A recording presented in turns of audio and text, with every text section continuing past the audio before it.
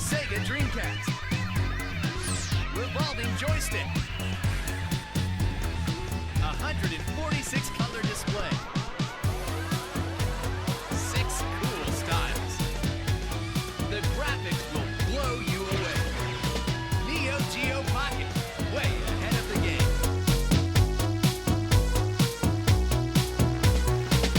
Hello and welcome to another peek back through time with ReplayRetro as we explore gaming's past. I'm Matt, and on this week's show we see how an industry heavyweight tried to play their hand against the might of Nintendo as we explore the Neo Geo Pocket Color. As the 90s drew to a close, Nintendo's Game Boy had seen off all who challenged it, from rank outsiders like the Watara Supervision and Tiger Gamecom to industry veterans like Sega's Game Gear and even Atari's Lynx. It seemed like nothing anyone did could put more than a minor dent in Nintendo's dominance of the handheld market, but now one of the industry's less well-known, albeit still massive contenders, was about to take their shot. SNK were a big arcade manufacturer, responsible for the powerful Neo Geo MVS arcade system and its home variant the AES. While their systems were generally prohibitively expensive, they were well known amongst hardcore gamers for the quality of their games and outstanding graphics capability. And with financial troubles looming, the company felt that a step into the handheld market could be just what they needed. And so in 1998 they released the monochrome Neo Geo Pocket in Japan and Hong Kong only. This black and white system featured a powerful 16-bit Toshiba CPU and a Z80 coprocessor. Its crystal clear screen displayed images far beyond the capability of the 9-year-old Game Boy, and a low price point made victory seem inevitable, if not for the problem of timing. As misfortune would have it, Nintendo released the Game Boy Color just a short while later, and despite inferior graphics to the Neo Geo Pocket, the inclusion of a colour screen made SNK's black and white handheld seem prehistoric in comparison. SNK were down, but most certainly not out, and quickly upgraded their console with a flawless colour TFT screen capable of displaying 146 colours from a 12-bit palette, almost 3 times as good as Nintendo's offering. This new Neo Geo Pocket Color was released in 1999 and this time came to Western shores with a UK price tag of just £60, making it a much cheaper and more powerful alternative to the Game Boy system.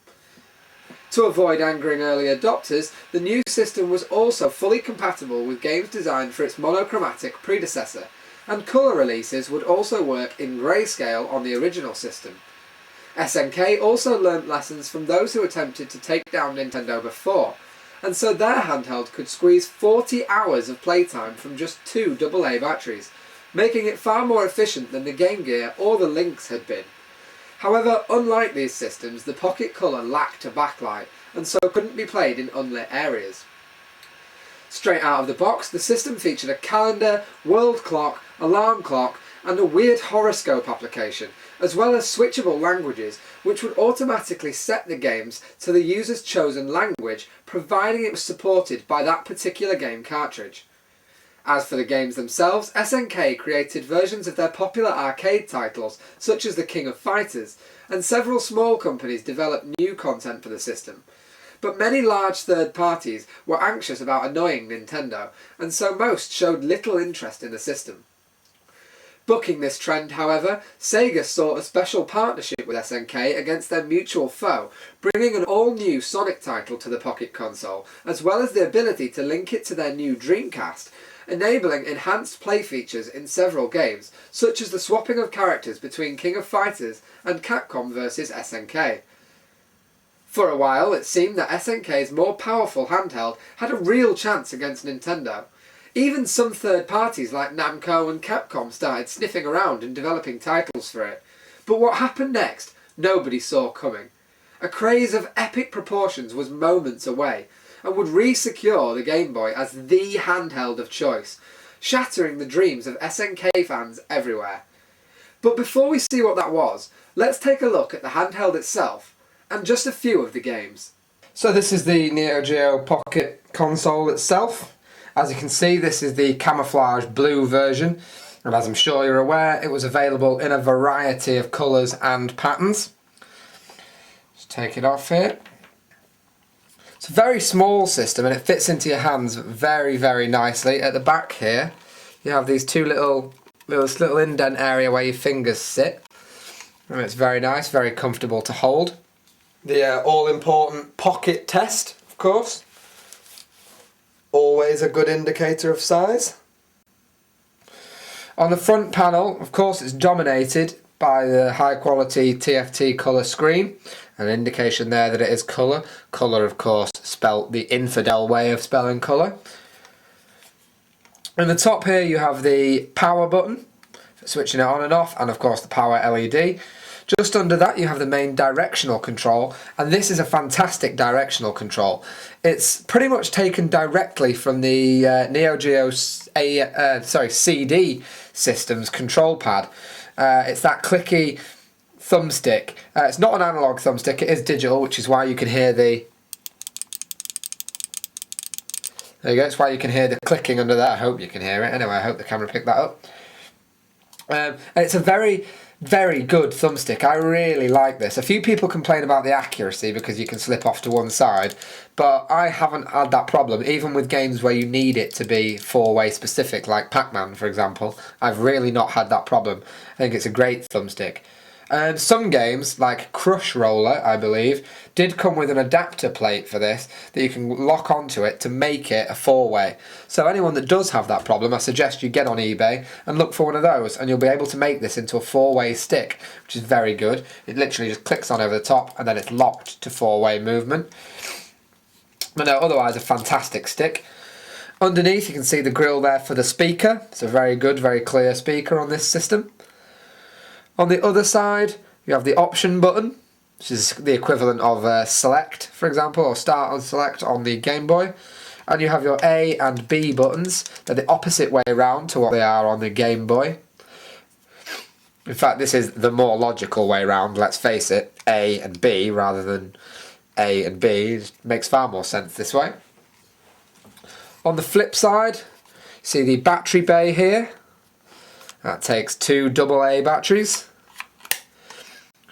Other side of that, that is the battery. It's one of those 2032 button cell type batteries that powers the backup memory. This battery is in fact dead and it keeps going on about that whenever you switch it on, annoyingly. Labels and serial numbers that you would expect to find.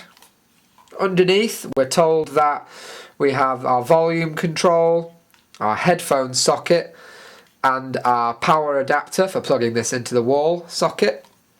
Nothing else on the bottom. On the top here we have an external connector. That is for either linking a Neo Geo Pocket Color directly to another Neo Geo Pocket console, or linking to the Dreamcast, as we've discussed. Or you can use it to attach the wireless adapter for wireless play, and I believe there was also an MP3 adapter planned, but I don't think it ever came out. I imagine that would have used that socket as well. You also have the cartridge port, of course, for putting your games in. So with that in mind, let's take a look at what the games look like.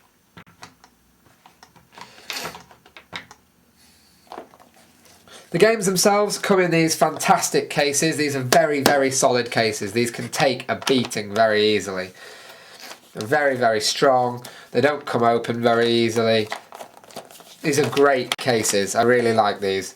In some countries, I believe the games came in cardboard boxes instead, which won't be as good. They'll be like the Game Boy ones. And obviously, if you bought the blister pack system, this case wasn't included. If you lift the latch on the side there and open it up, we see the instructions for the game here, which is Samurai Showdown 2. Nice colour instruction manual.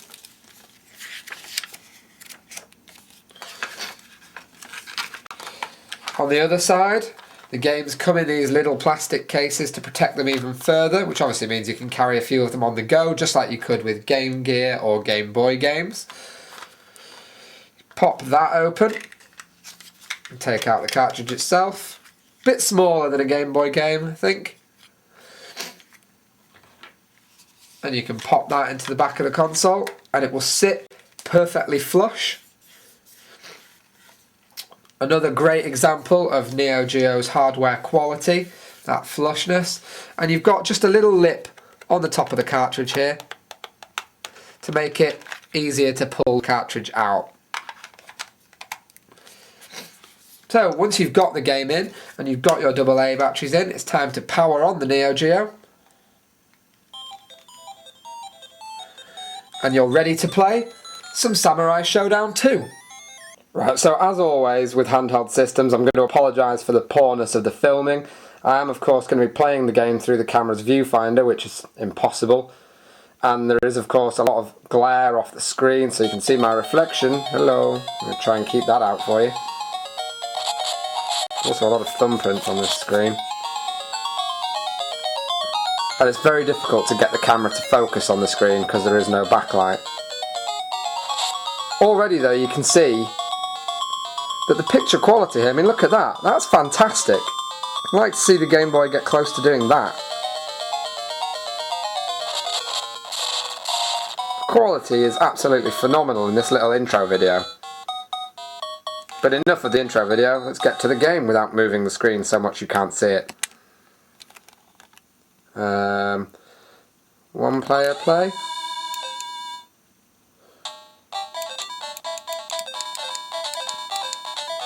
You'll do.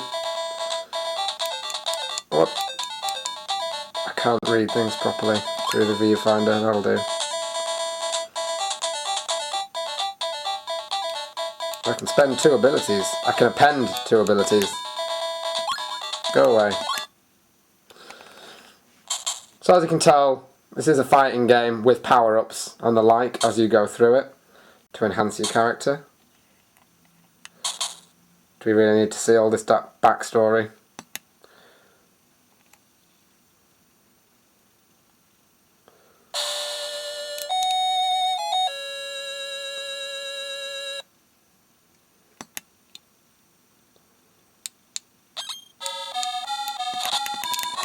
I'm going to suck playing this through a camera's viewfinder.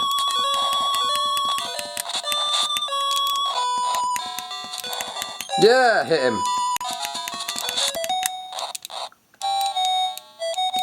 It's a fantastically clear game.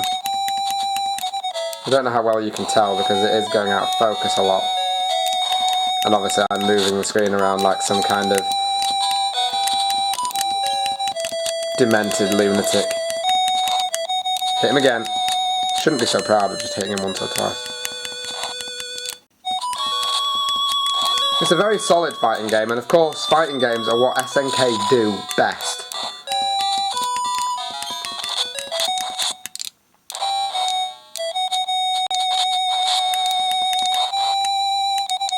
You can see you've got all the typical elements, health bars, etc., which indicate that I am now dead. Yeah. Oh, that's cool. The second match is being played at night. I like that.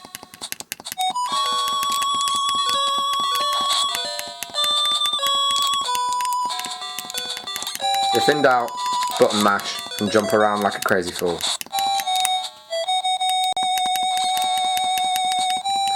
Yeah, I think you get the idea there. That's Samurai Spirits 2, or Samurai Showdown 2, sorry. Samurai Spirits is a completely different game.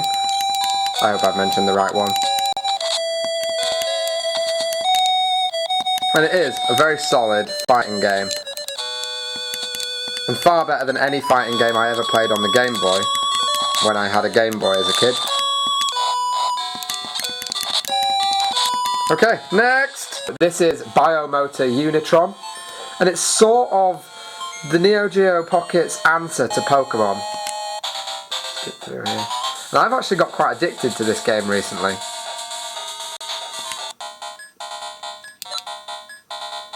Load where I am so we don't have to go through all the beginning stuff.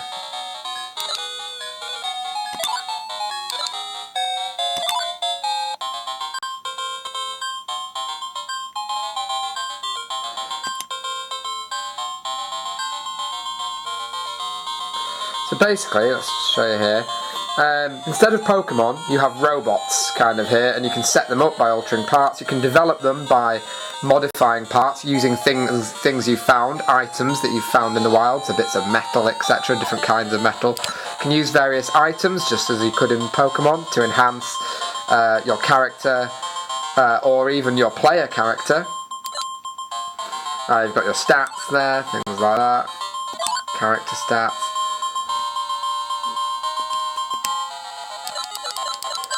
Data. You can trade, just like you could in Pokemon.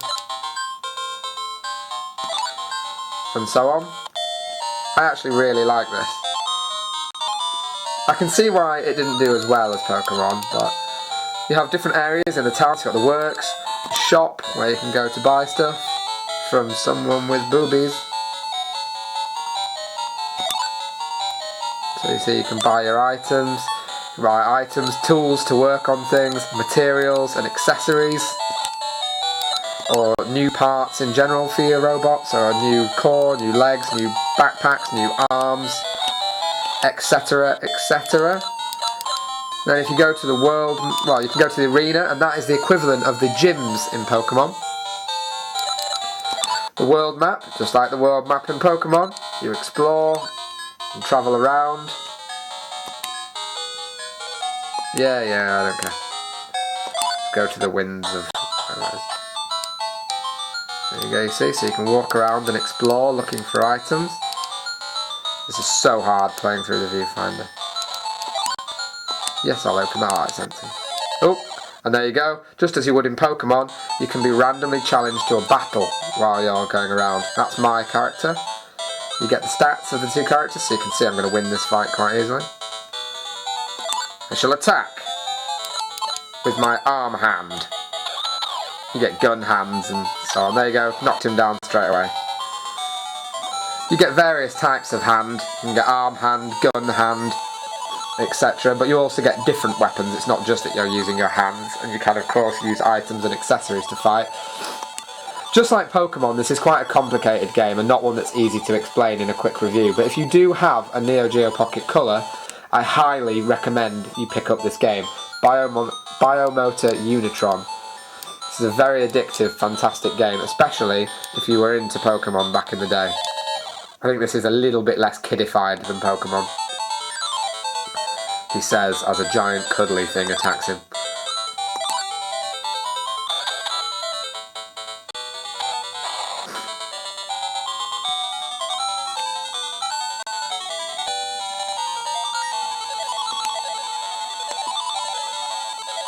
Last up then, a game everyone should recognise, certainly all SNK fans. This is Metal Slug, specifically Metal Slug First Mission. Everyone knows this, the good old run and gun. Graphics here are stunning. Look at that, that is a picture. So much better than anything the Game Boy could do.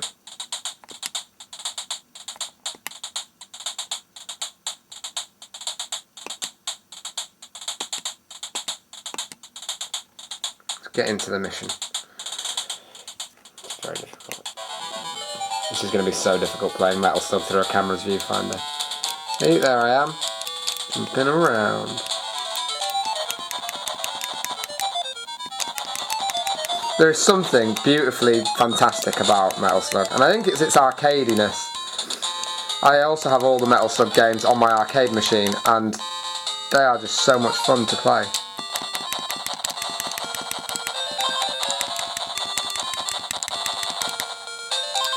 Ah! Can't see. Die, you helicopter prick. Oh, someone's going to quote that, aren't they? Ah, dead. Sucks. Sucks to be me and get game over immediately.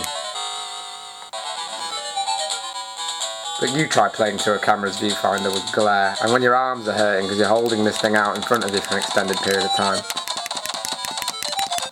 Alright, let's just shoot the shit out of everything. Can I go up there? That's not worth it.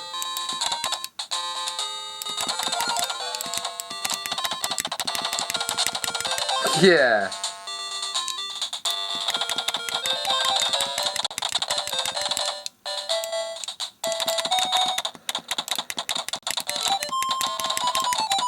Oh no, I killed the hostage guy, didn't I? No, I didn't. I saved him.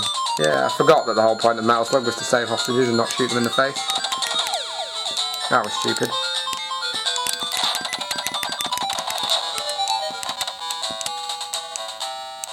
Oh, I can't get in that one. Everyone obviously knows you can get in certain vehicles in Metal Slug. Oh, zip wire. No, missed the zip wire. I'm not lucky to land on something that wasn't stabby.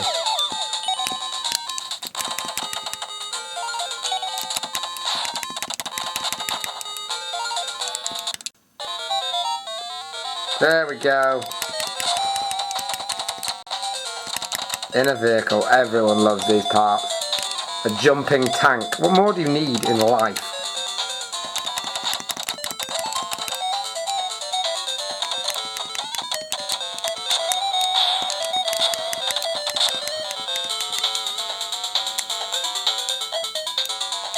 I think you get the idea. Here's a prison camp. Rescue some hostages. Oh, that's a spiky thing. Oopsie. You get the idea, I'm down to a knife. That'll do. Just as the Pocket Color started to make a name for itself, just as it started being seen as a viable alternative to the Game Boy, the Pokemon franchise hit the West. This multimedia phenomenon captured the imagination of children the world over, with trading cards, cartoons and toys, and of course, right at the heart of it, Pokemon games on the original Game Boy, Pokemon Red and Pokemon Blue. These two games suddenly became the must-have thing for every child, and of course that made the Game Boy the must-have toy all over again, just as Tetris had done in the past. The only handheld gaming system kids wanted was the one they could play Pokemon on, and the real kicker? It wasn't even in colour. The 10-year-old technology had just bought itself a new lease of life. At this point, handheld gaming was still very much a kid's pastime, and while gaming elitists held the Neo Geo in much higher regard than the Game Boy, they were the minority. They'd already bought the system, and if it couldn't tap into this new lucrative children's market, then it was never going to make it. Sales of the system didn't pick up, and as a result, developer interest stagnated even further. Pokemon had killed off any room for competition in the handheld gaming market. To make matters worse, many parents were put off the Neo Geo by lack of brand awareness. The company's arcade background didn't mean anything to them, and as their previous consoles had been so expensive, they were also fairly exclusive and remained unheard of by all but gaming's most hardcore. This may have meant that the bargain price tag was seen as an indicator of low quality, and as such uninformed buyers steered clear, staying true to well-known brands like Nintendo. The elitism which had made previous SNK consoles so desirable now threatened to utterly destroy them by limiting developer interest as well as consumer audience. By now SNK were hemorrhaging money, and in 2000 they were bought out by pachinko machine manufacturer Aruz, who had little interest in video games, instead wanting to use the company's intellectual property and market connections to enhance their own products and sales. Remaining stock of the Pocket Color consoles was recalled for re-release in the Japanese market, where the system continued to see games development until 2001. And for a few years to come, many of these systems found their way back into Western markets, repackaged in simple blister packs with 6 games included, stripped of their cases and manuals. In the UK, the well-known retailer GameStation was responsible for selling a large number of these multi-pack systems at knockdown prices. While the Neo Geo Pocket Color is undoubtedly a better handheld gaming platform than the Game Boy, it is once again proof that the better system rarely wins the war. A vast game library, strong third-party support and solid brand image handed Nintendo yet another win. These days, SNK is once again its own company and is now known as SNK Playmore. However, just like Sega, they've been forced to abandon their hardware ambitions and for the time being at least, are only associated with software for both arcade and home gaming. The Pocket Color is quite an easy system to get hold of, and its library of only around 80 games or so makes it quite good to collect for. However, as with many systems, some of these games are quite rare and therefore command quite high prices. Once again, we're out of time for another week. But be sure to keep in touch with the show via Twitter, and don't forget to join me again next week on Replay Retro.